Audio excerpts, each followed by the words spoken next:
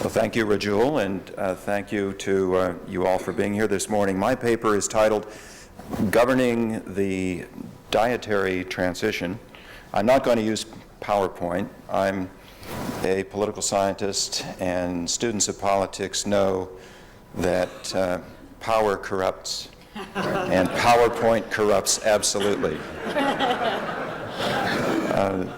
The central argument in my paper is that the most important tasks of government will change as societies move through the dietary transition. In what I call stage one countries, this is mostly societies where large numbers of people still suffer from low-calorie intake. People are undernourished and unhealthy, mostly because they're poor. And in these societies, they're poor mostly because the productivity of their labor in farming is so low. They're caught in a poverty trap. Look at rural Africa. In rural Africa today, 70% of all citizens live more than 2 kilometers from the nearest all-weather road. So most household transport is still on foot.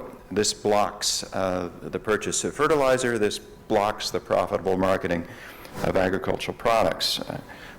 Most of these people don't have access to improved water or to electricity. In Mozambique, where improved rural roads are essentially absent, only 26% of the rural population has improved water, only 1% access to electricity. In Ethiopia, only 11% of rural dwellers have access to improved water and only 2% access to electricity. These are circumstances under which agricultural productivity cannot improve because access to markets, new seeds, fertilizers, irrigation will be so limited. And under these circumstances, nutrition and health cannot improve either. So in these societies, the principal governmental task is to make investments in the rural public goods that are missing: the roads, the power, the schools, the clinics, agricultural research.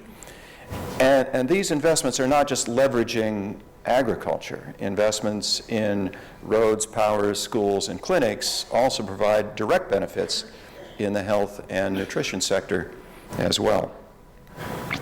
Now, further along in the dietary transition, in what I call stage 2 countries, the primary governance task changes. In these countries, basic rural public goods have been provided.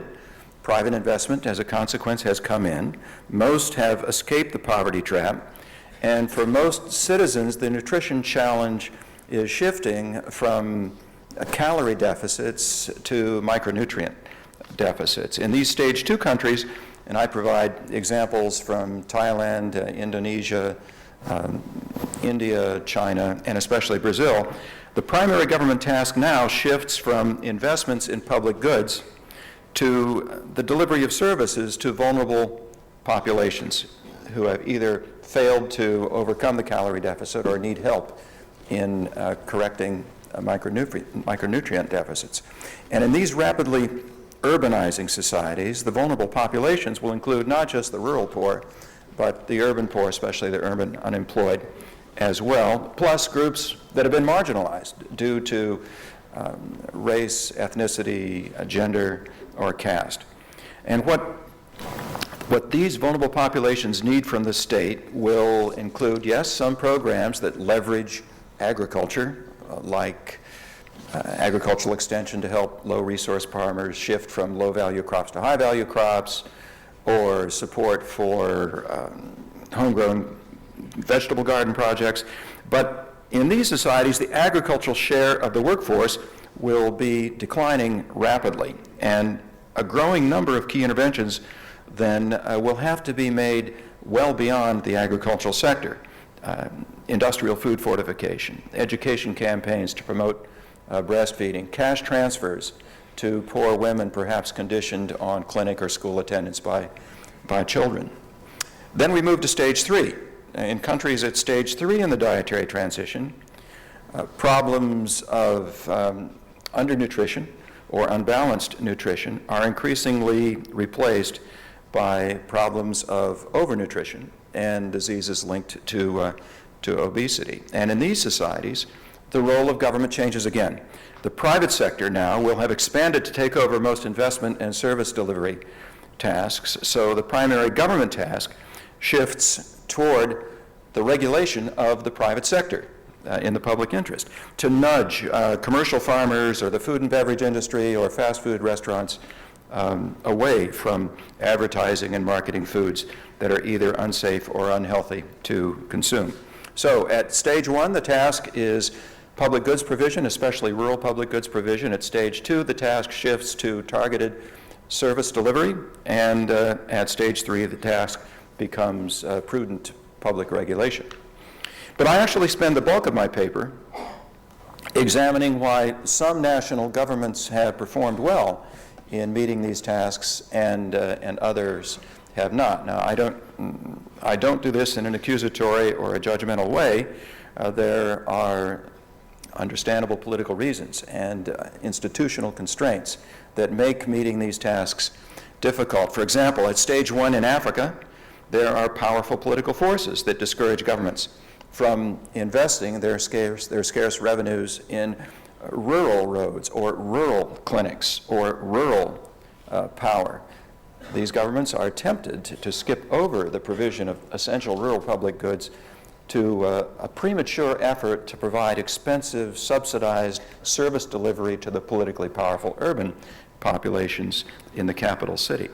Also, another force that blocks adequate provision of rural public goods in these stage one countries has been a weakening of donor support for agricultural investment since about 1980. So it's understandable that these governments, to some extent, have failed to meet their 2003 Maputo pledge.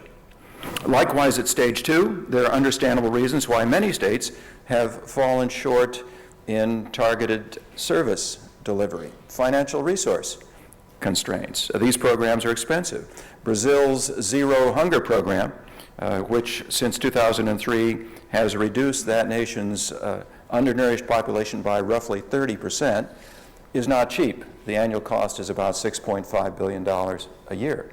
Now, Brazil can afford that. That's only about 2% of Brazil's federal budget, but financial resource constraints can block others from following that path. Also, deficits in accurate data or trained personnel, particularly at the local level, can weaken the effective implementation of target service delivery programs.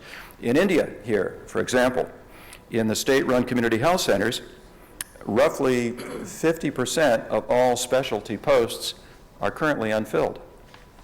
Now, national governments that are willing to work creatively at the local level with NGOs can find ways to work around some of these capacity deficits, and I provide examples from the case of Bangladesh. And the political challenge is difficult at stage three as well. In stage three countries, it's the appropriate regulation of the private sector that becomes a key task, but the political clout and the financial resources of commercial farmers and private food companies can make adequate regulation quite difficult. Too often in stage three countries, the designated regulators of private industry have become politically captured by the organized industry, the lobbying efforts of that industry that they're trying to control. I provide, as an example, the success of the beverage industry in the United States in blocking various efforts to tax or regulate the overconsumption of caloric sodas. But it's not just a U.S. problem. Look at the BSE crisis in the UK. Look at dioxin in chickens in France. Regulators sometimes go weak-kneed when they confront powerful agricultural and food company lobby groups. Now, is there any one task of government that remains unchanged as societies move through this dietary transition? And in my conclusion, I argue that yes, there is. At every stage in the dietary transition, educating girls and women always has a high payoff. At stage one, educating girls and women increases their productivity as farmers. And by keeping girls in school, it also postpones marriage and childbearing, ensuring better parenting when they do begin to start families. At stage two, increasing numbers of women will begin to enter the labor force away from the home, so giving those women a better education will ensure that they'll bring more income back to the family to protect the nutrition and health of their children.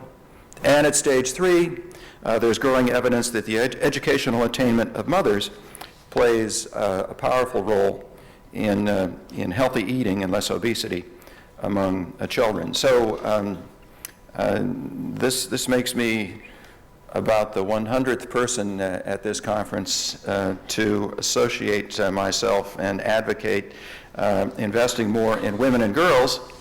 And I don't mean leveraging women.